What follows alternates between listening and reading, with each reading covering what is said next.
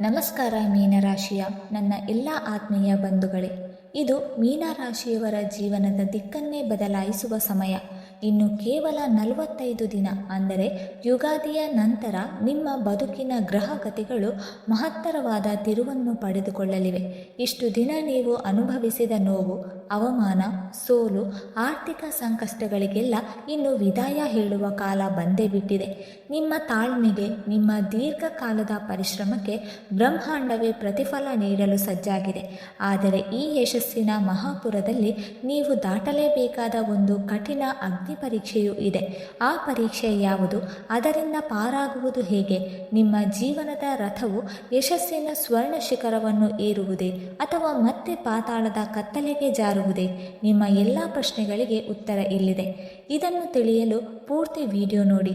ನಿಮ್ಮೆಲ್ಲ ಸಮಸ್ಯೆಗಳನ್ನು ದೂರ ಮಾಡಲು ಓಂ ಶನೀಶ್ವರಾಯ ನಮಃ ಎಂದು ಕಾಮೆಂಟ್ ಮಾಡಿ. ಮೊದಲಿಗೆ, ಕಳೆದ ಕೆಲವು ವರ್ಷಗಳು ನಿಮಗೇಕೆ ಅಷ್ಟು ಕಷ್ಟಕರವಾಗಿ ಇತ್ತು ಎಂದು ಅರ್ಥ ಮಾಡಿಕೊಳ್ಳೋಣ. ಇಷ್ಟು ದಿನಗಳ ಕಾಲ ನೀವು ಈ ನೋವು, ಅವಮಾನ, ಆರ್ಥಿಕ ಮುಗ್ಗಟ್ಟನ್ನು ಏಕೆ ಅನುಭವಿಸಿದ್ದೀರಿ? ಜ್ಯೋತಿಷ್ಯ ಶಾಸ್ತ್ರದ ಪ್ರಕಾರ ನಿಮ್ಮ ರಾಶಿಯ ಮೇಲೆ ಶನಿ ಮತ್ತು ರಾಹುವಿನ ಪ್ರಭಾವವು ತೀವ್ರವಾಗಿತ್ತು. ವಿಶೇಷವಾಗಿ ಶನಿಯ ಪ್ರಭಾವದಿಂದಾಗಿ ನೀವು ಮಾಡುವ ಪ್ರತಿಯೊಂದು ಕೆಲಸದಲ್ಲೂ ಅಡೆತಡೆಗಳು, ವಿಳಂಬಗಳು ಎದುರಾಗುತ್ತಿದ್ದವು. ನೀವು ಒಳ್ಳೆಯ ಉದ್ದೇಶದಿಂದ ಒಂದು ಕೆಲಸ ಮಾಡಲು ಹೊರಟರೆ ಅದು ಬೇರೆಯವರ ಕಣ್ಣಿಗೆ ತಪ್ಪಾಗಿ ಕಾಣುತ್ತಿತ್ತು. ನಿಮ್ಮವರೇ ನಿಮ್ಮನ್ನು ಅವಮಾನದಿಂದ ನೋಡುವಂತಹ, ನಿಮ್ಮ ಮಾತಿಗೆ ಬೆಲೆ ಕೊಡದಂತಹ ಪರಿಸ್ಥಿತಿ ನಿರ್ಮಾಣವಾಗಿತ್ತು. ಹಣಕಾಸಿನ ವಿಚಾರಕ್ಕೆ ಬಂದರೆ ಕೈಗೆ ಬಂದ ತುತ್ತು ಬಾಯಿಗೆ ಬರದಂತಹ ಸ್ಥಿತಿ. ಎಷ್ಟೇ ಸಂಪಾದನೆ ಮಾಡಿದರೂ ಅದು ನೀರಿನಂತೆ ಖರ್ಚಾಗಿ ಹೋಗುತ್ತಿತ್ತು. ಅನಾರೋಗ್ಯದ ಸಮಸ್ಯೆಗಳು, ಕುಟುಂಬದಲ್ಲೇ ಸಣ್ಣ ಸಣ್ಣ ವಿಚಾರಗಳಿಗೂ ದೊಡ್ಡ ಜಗಳಗಳು, ಮಾನಸಿಕ ನೆಮ್ಮದಿಯ ಕೊರತೆ ನಿಮ್ಮನ್ನು ಸಂಪೂರ್ಣವಾಗಿ ಕುಗ್ಗಿಸಿತ್ತು. ವ್ಯಾಪಾರದಲ್ಲಿ ನಷ್ಟ, ಉದ್ಯೋಗದಲ್ಲಿ ಮೇಲಾಧಿಕಾರಿಗಳಿಂದ ಕಿರುಕುಳ. ನೀವು ಎಷ್ಟೇ ಪ್ರಾಮಾಣಿಕರಾಗಿದ್ದರೂ ನಿಮಗೆ ಸಿಗಬೇಕಾದ ಗೌರವ, ಸ್ಥಾನಮಾನ ಸಿಗಲಿಲ್ಲ. ಇದೆಲ್ಲವೂ ಗ್ರಹಗಳ ಪ್ರತಿಕೂಲ ಸಂಚಾರದಿಂದ ಫಲವಾಗಿತ್ತು. ಆದರೆ ಈಗ ಆ ಕಷ್ಟದ ದಿನಗಳು ಮುಗಿಯುವ ಹಂತಕ್ಕೆ ಬಂದಿದೆ. ಇನ್ನು ಕೇವಲ 45 ದಿನಗಳಲ್ಲಿ ದೇವಗುರು ಬೃಹಸ್ಪತಿಯ ಕೃಪಾ ಕಟಾಕ್ಷವು ನಿಮ್ಮ ಮೇಲೆ ಸಂಪೂರ್ಣವಾಗಿ ಬೀಳಲಿದೆ. ಇದರ ನೇರ ಪರಿಣಾಮ ನಿಮ್ಮ ವೃತ್ತಿ ಜೀವನದ ಮೇಲೆ ಆಗಲಿದೆ. ಇಷ್ಟು ದಿನಗಳಿಂದ ನಿಮಗಾಗುತ್ತಿದ್ದ ಅವಮಾನ, ಹಿನ್ನಡೆಗಳು ದೂರವಾಗಿ ನಿಮ್ಮ ಕೆಲಸಕ್ಕೆ ನಿಜವಾದ ಮನ್ನಣೆ ಸಿಗಲಿದೆ. ನಿರುದ್ಯೋಗಿಗಳಿಗೆ ಅನಿರೀಕ್ಷಿತವಾಗಿ ಉತ್ತಮ ಸಂಬಳದ ನೌಕರಿ ಸಿಗುವ ಯೋಗವಿದೆ. ಈಗಾಗಲೇ ಕೆಲಸದಲ್ಲಿರುವವರಿಗೆ ಬಡ್ತಿ ಅಥವಾ ಜವಾಬ್ದಾರಿಯುತ ಸ್ಥಾನ ದೊರೆಯಲಿದೆ. ನಿಮ್ಮ ಮೇಲಾಧಿಕಾರಿಗಳೇ ನಿಮ್ಮ ಕೆಲಸವನ್ನು ಮೆಚ್ಚಿ ಪ್ರಶಂಸಿಸಲಿದ್ದಾರೆ.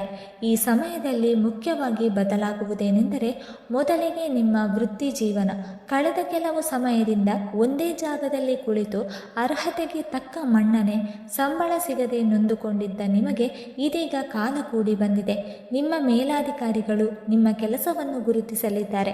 ಬಹುದಿನಗಳಿಂದ ನಿರೀಕ್ಷೆಯಲ್ಲಿದ್ದ ಪ್ರಮೋಷನ್ ಅಥವಾ ಸಂಬಳ ಹೆಚ್ಚಳ ಖಚಿತವಾಗಿ ನಿಮ್ಮ ಕೈ ಸೇರಲಿದೆ. ಕೆಲವರಿಗೆ ತಾವು ಬಯಸಿದ ಸ್ಥಳಕ್ಕೆ ವರ್ಗಾವಣೆ ಯೋಗವಿದೆ. ಇನ್ನು ಸರ್ಕಾರಿ ಉದ್ಯೋಗಕ್ಕಾಗಿ ಪ್ರಯತ್ನಿಸುತ್ತಿರುವವರಿಗೆ ಈ 2 ತಿಂಗಳು ಅತ್ಯಂತ ಶುಭದಾಯಕವಾಗಿದೆ. ಪರೀಕ್ಷೆಗಳಲ್ಲಿ ಉತ್ತಮ ಫಲಿತಾಂಶ ಬಂದು ನಿಮಗೊಂದು ಸ್ಥಿರವಾದ ಉದ್ಯೋಗ ಸಿಗುವ ಎಲ್ಲ ಲಕ್ಷಣಗಳಿವೆ.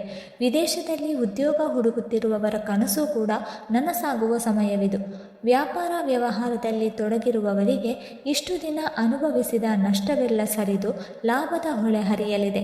ಇನ್ನು ಕೆಲವರಿಗಂತೂ ಈ ಸಮಯದಲ್ಲಿ ನಿಮ್ಮ ಮನಸ್ಸಿನಲ್ಲಿ ಒಂದು ದೊಡ್ಡ ಆಲೋಚನೆ ಮೂಡಬಹುದು.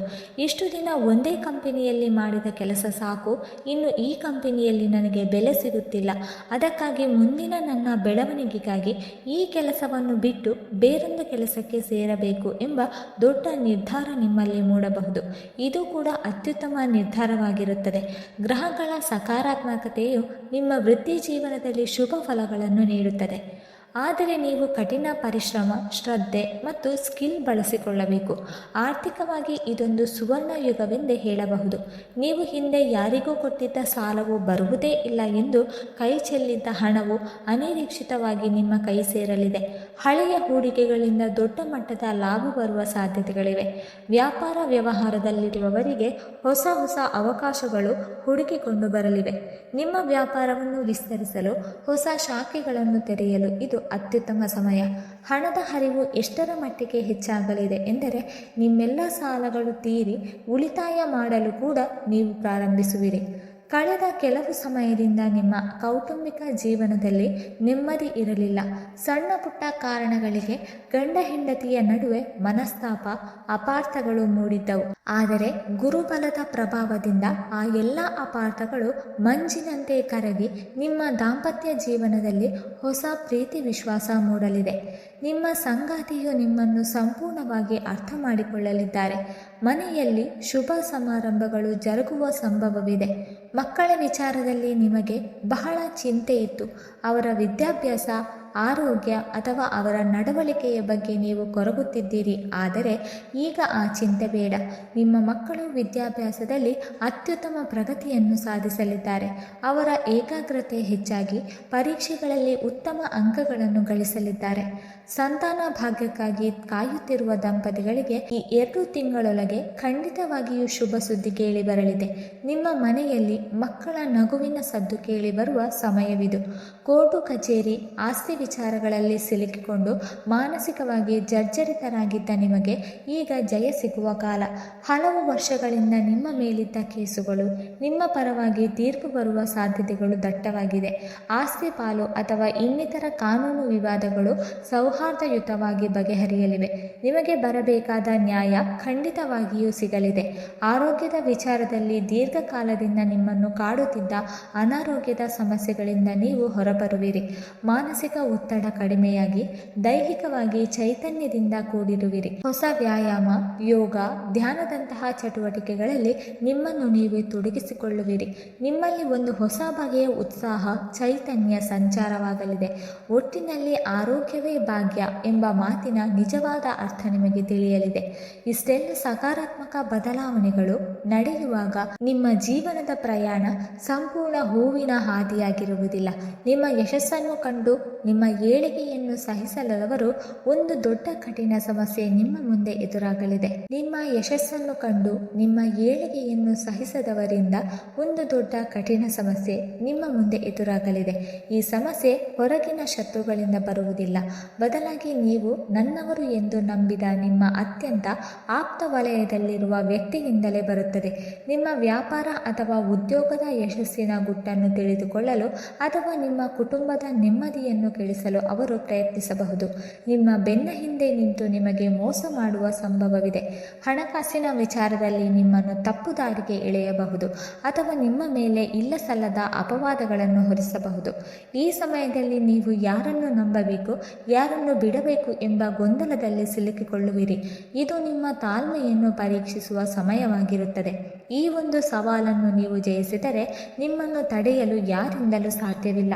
ಈ ಕಠಿಣ ಸಮಸ್ಯೆಯಿಂದ ಪಾರಾಗಲು ನೀವು ಕೆಲವು ಸರಳ ಆದರೆ ಅತ್ಯಂತ ಶಕ್ತಿಯುತವಾದ ಪರಿಹಾರಗಳನ್ನು ಅನುಸರಿಸಬೇಕು.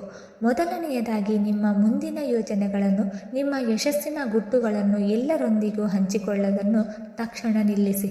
ನಿಮ್ಮ ಕೆಲಸ ಕಾರ್ಯಗಳು ಸಂಪೂರ್ಣವಾಗಿ ಯಶಸ್ವಿಯಾದ ನಂತರವೇ ಜಗತ್ತಿಗೆ ತಿಳಿಯಲಿ. ಮೌನಂ ಸರ್ವಾರ್ಥ ಸಾಧನಂ ಎಂಬಂತೆ ಆದಷ್ಟು ಮೌನವಾಗಿ ನಿಮ್ಮ ಕೆಲಸವನ್ನು ಮುಂದುವರೆಸಿ. ಪ್ರತಿದಿನ ಬೆಳಿಗ್ಗೆ ಎದ್ದ ನಂತರ ಸ್ನಾನ ಮಾಡಿ ನಿಮ್ಮ ಇಷ್ಟ ದೇವರನ್ನು ಪ್ರಾರ್ಥಿಸಿ.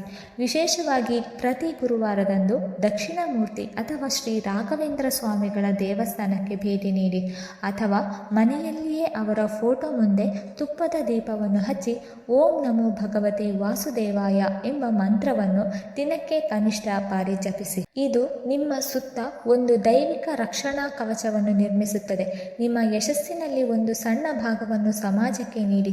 ಗುರುವಾರದಂದು ಹಳದಿ ಬಣ್ಣದ ವಸ್ತುಗಳನ್ನು, ಬಾಳೆಹಣ್ಣು, ಕಡಲೆಬೇಳೆ ಬಡವರಿಗೆ ಅಥವಾ ವಿದ್ಯಾರ್ಥಿಗಳಿಗೆ ದಾನ ಮಾಡಿ. ಇದರಿಂದ ಗುರುಬಲ ಮತ್ತಷ್ಟು ವೃದ್ಧಿಯಾಗುತ್ತದೆ ಮತ್ತು ನಿಮ್ಮ ಮೇಲಿರುವ ದೃಷ್ಟಿದೋಷ ನಿವಾರಣೆಯಾಗುತ್ತದೆ. ಈ 3 ಪರಿಹಾರಗಳನ್ನು ಶ್ರದ್ಧೆಯಿಂದ ಪಾಲಿಸಿದರೆ ಎಂತಹದೇ ಕಷ್ಟಕರ ಸಮಸ್ಯೆ ಇರಲಿ, ಎಂತಹದೇ ಶತ್ರುವಿನ ಬಾಧೆ ಇರಲಿ, ಅದರಿಂದ ನೀವು ಸುಲಭವಾಗಿ ಪಾರಾಗುವಿರಿ. ಹಾಗಾದರೆ 2026ರ ಶುರುವಿಗೆ ನಿಮ್ಮ ಜೀವನದ ದಿಕ್ಕು ಯಶಸ್ಸಿನ ಉತ್ತುಂಗಕ್ಕೆ ಏರುತ್ತದೆಯೇ ಅಥವಾ ಪಾತಾಳಕ್ಕೆ ಬೀಳುತ್ತದೆಯೇ? ಖಂಡಿತವಾಗಿಯೂ ನಿಮ್ಮ ಜೀವನವು ಯಶಸ್ಸಿನ ಉತ್ತುಂಗಕ್ಕೆ ಏರಲಿದೆ. ನೀವು ಅನುಭವಿಸಿದ ನೋವು ಅವಮಾನಗಳಿಗೆ ಈಗ ಅದ್ಭುತವಾದ ಪ್ರತಿಫಲ ಸಿಗುವ ಸಮಯ. ನಿಮ್ಮ ಜೀವನದಲ್ಲಿ ಸುವರ್ಣ ಯುಗ ಆರಂಭವಾಗಲಿದೆ. ಆದರೆ ನೆನಪಿಡಿ, ನಿಮ್ಮ ಆಪ್ತರಿಂದಲೇ ಎದುರಾಗುವ ಆ ಒಂದು ಕಠಿಣ ಸವಾಲನ್ನು ನೀವು ಜಾಗರೂಕತೆಯಿಂದ ಮತ್ತು ವಿವೇಕದಿಂದ ಎದುರಿಸಬೇಕು. ಆ ಸವಾಲನ್ನು ನೀವು ಗೆದ್ದರೆ ನಿಮ್ಮ ಯಶಸ್ಸಿನ ನಾಗಾಲೋಟವನ್ನು ತಡೆಯಲು ಯಾರಿಂದಲೂ ಸಾಧ್ಯವಿಲ್ಲ. 2026ರ ಆರಂಭವು ನಿಮ್ಮ ಬದುಕಿನ ಹೊಸ ಭರವಸೆಯ ಮತ್ತು ಸಮೃದ್ಧಿಯ ಅಧ್ಯಾಯಕ್ಕೆ ನಾಂದಿ ಹಾಡಲಿದೆ. ಈ ಅದ್ಭುತ ಸಮಯವನ್ನು ಸಂಪೂರ್ಣವಾಗಿ ಸದುಪಯೋಗ ಪಡಿಸಿಕೊಳ್ಳಿ. ನಿಮ್ಮ ಕನಸುಗಳನ್ನು ನನಸಾಗಿಸಲು ಇದು ಸಕಾಲ. ನಿಮ್ಮ ಮುಂದಿನ ಜೀವನವು ಸುಖ, ಶಾಂತಿ, ನೆಮ್ಮದಿ, ಐಶ್ವರ್ಯ ಮತ್ತು ಆರೋಗ್ಯದಿಂದ ಕೂಡಿರಲಿ ಎಂದು ಮನಪೂರ್ವಕವಾಗಿ ಹಾರೈಸುತ್ತೇವೆ. ವೀಕ್ಷಕರೇ, ಈ ವಿಡಿಯೋ ನಿಮಗೆ ಇಷ್ಟವಾಗಿದ್ದರೆ ದಯವಿಟ್ಟು ಲೈಕ್ ಮಾಡಿ, ಶೇರ್ ಮಾಡಿ ಮತ್ತು ಕಮೆಂಟ್ ಮಾಡಿ. ಹಾಗೆ ಮುಂದಿನ ವೀಡಿಯೋಸ್ಗಳಿಗಾಗಿ ನಮ್ಮ ಚಾನಲನ್ನು ಸಬ್ಸ್ಕ್ರೈಬ್ ಮಾಡಿಕೊಳ್ಳಿ. ಧನ್ಯವಾದಗಳು.